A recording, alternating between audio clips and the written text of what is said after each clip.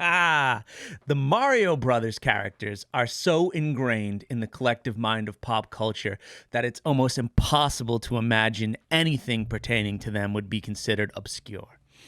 I mean, sure, we get some weird one-off plushes, that weird typing game that Nintendo tried on the PC, and that time that Mario was voiced by Optimus Prime himself, Peter Cullen.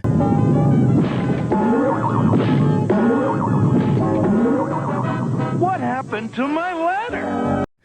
But that is nothing compared to the treasure trove that I came across recently. See, I recently found out that Mario actually had a movie. No, not that movie.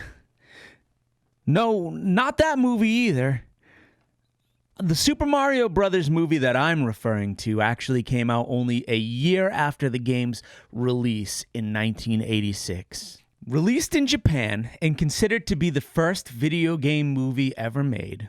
Well, there's some debate on that. It looks like another Japanese movie had come out on the same day. But regardless, for the sake of this video, the first video game movie ever made, Super Mario Bros. The Great Mission to Rescue Princess Peach is not only notable for its age, but because it's batshit crazy.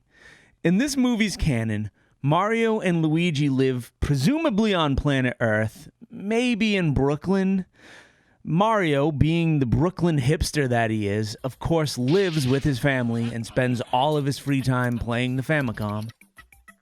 Well, this night is different because Princess Peach jumps through the TV at him, begging to be saved from King Koopa, who explicitly states that he intends to marry Peach whether she wants to or not. Mario, being the model of peak physical performance that he is quickly finger-poked through the floor by King Koopa.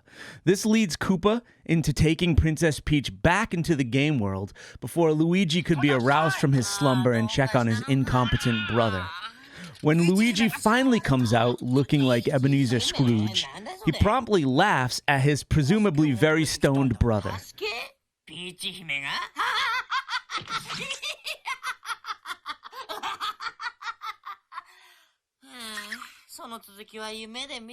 Now, I'm no expert on continuity, but I'm guessing the gigantic hole that the Mario had left in their apartment should be some cause for some alarm.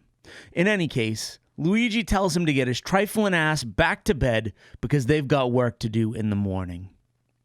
Mario takes his advice, but like a prisoner whose only contact with women is through an old issue of Maxim magazine, can't get his new obsession out of his head.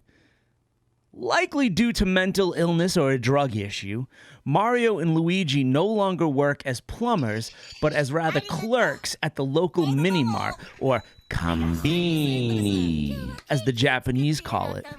Mario, being ready to throw it away all for some of that goody-good, ends up messing with the original Karen's order. His incompetency truly knows no bounds. Seeing this, Luigi chimes in to see what his brother's done now, and wait, who the hell is that? I know that ain't Luigi. That's Skinny Wario. That's someone who wanted to be Luigi for Halloween but had to shop at Savers. But I digress. We'll refer to this imposter as Luigi for the rest of this video. Bootleg Luigi sees that Mario has a rare diamond necklace that Peach gave to him, and visions of quitting this shitty job dance through his head. But before he even gets to the part where he tells that Karen to go to hell, we are introduced to a character from the Mario lore that you may not know about, called Dumpling Dog. Here, Dumpling Doggy teams up with Mario and Luigi to, unsurprisingly, rescue Princess Peach. Looking like a cross between the caterpillar enemies from Super Mario World and Yoshi, Dumpling Dog is somehow the only capable member of this fearsome foursome.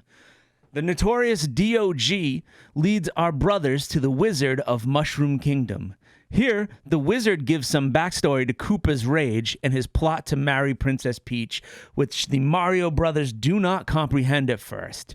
Dancing at the thought of treasure in the Mushroom Kingdom, they set off to rescue Princess Peach, but mostly rob the Mushroom Kingdom of all of its gold coins. Oh, did I mention the Ramones-inspired tracks? Because there's totally a bunch of Ramones-inspired music tracks in this movie.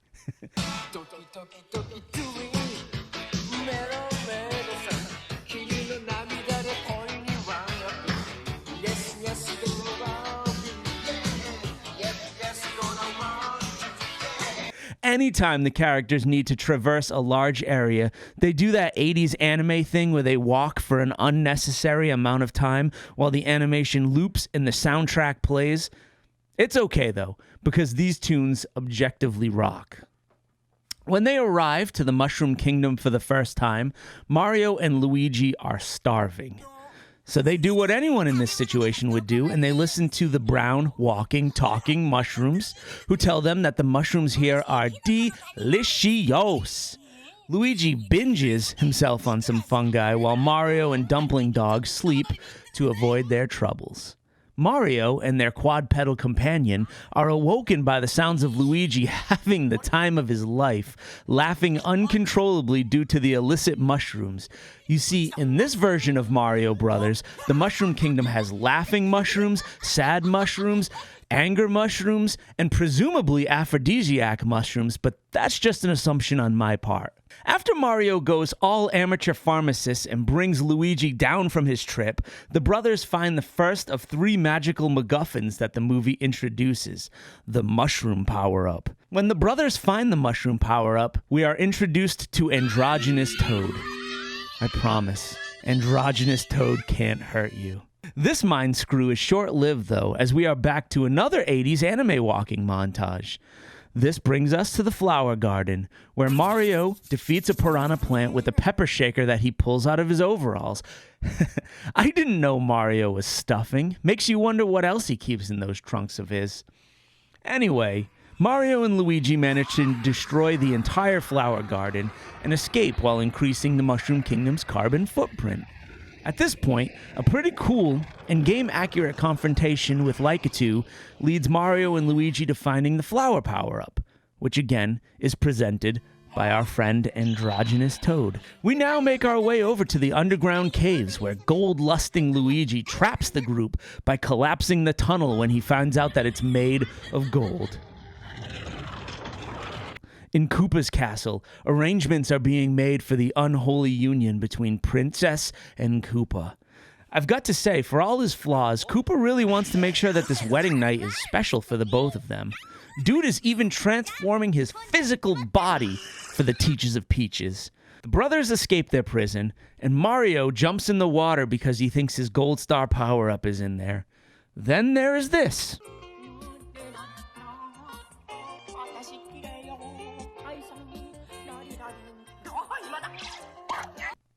Yeah, I'm just going to let that clip speak for itself. Regardless of the humiliating things that he had to do to get it, we finally have the third and final power-up needed to defeat Koopa. So Dumpling Dog, Mario, and Luigi board a Super Mario airship years before Super Mario 3 was released and go to Speak Now before holding their peace at the Koopa Peach wedding. You know, for someone with such karting experience, Mario sure sucks at driving a boat. Mario finally gets his crap together after what seems like forever, and he manages to destroy Koopa's whole castle by accident, leaving him and countless innocent minions homeless. This pisses off the giant lizard. Mario decides to respond to this attack by eating some Super Mario branded rice seasoning. Sure.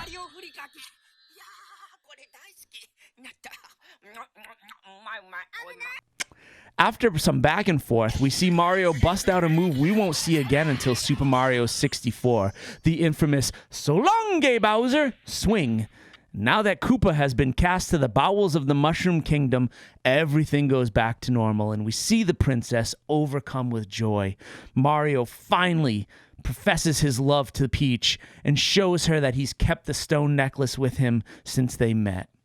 Things are looking up for our Italian stallion, but before he's able to prepare his meat sauce, Dumpling Dog decides to transform into Prince Haru. Yep, turns out that this dog is the prince of Flower Kingdom all along, and Princess Peach decides that Mario can go jump into a picture for all she cares. She's going to marry this former dog. Not before hitting Mario with the ultimate friend zone first. I mean, he's really like a brother to her. How could she? And that ends our anime adventure. Mario and Luigi travel back to their shop, and Mario is presumably going back to living the life of a 4chan incel. This movie does feature an Avengers-like post-credit screen, but I'm not going to spoil it for you here. It's a shame that this movie never left Japan, and that we have no way of watching it today, is what I would say if it weren't for the fact that it was just lovingly remastered in 4K from an original 16mm print. YouTube user Fanboy Films posted their remaster on April 16th, 2022. This is the finished product of a project that started back in 2016 by YouTube user Carnival, who was the one who purchased the original print. To say that they did a great job is an understatement.